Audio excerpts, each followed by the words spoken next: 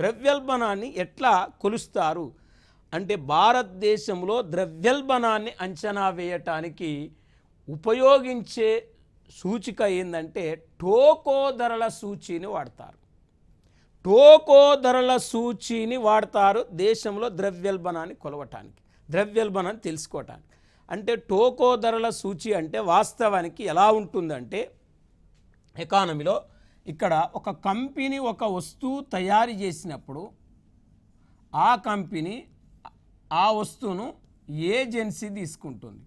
Agency నుంచి ఆ వస్తువు హోల్సేల్కి వెళ్తుంది.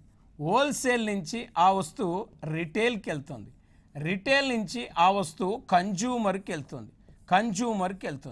అంటే ఇక్కడ కంపెనీ నుంచి వస్తువు కన్జ్యూమర్కి వెళ్తుంది.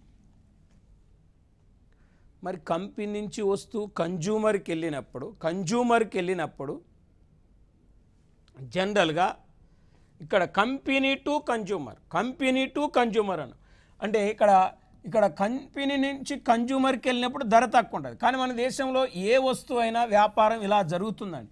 అంటే company, agency, wholesale, retail, consumer పోయేసరికి ఇక్కడ ధర అనేది డిఫరెంట్గా ఉంటుంది.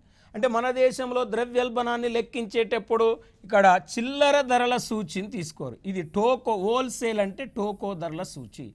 అంటే కంపెనీ ఏజెన్సీకి ఇస్తే ఏజెన్సీ అంటే టోకో వర్తకునికి ఇస్తే టోకో వర్తకుడు చిల్లర వర్తకునికి ఇస్తే చిల్లర వర్తకుడు కన్జ్యూమర్కి వస్తూనే అమ్ముతాడు. అంటే ఇక్కడ మనకు టోకో ధరల సూచి ఆధారంగా భారతదేశంలో ద్రవ్యోల్బణాన్ని అంచనా వేస్తారు.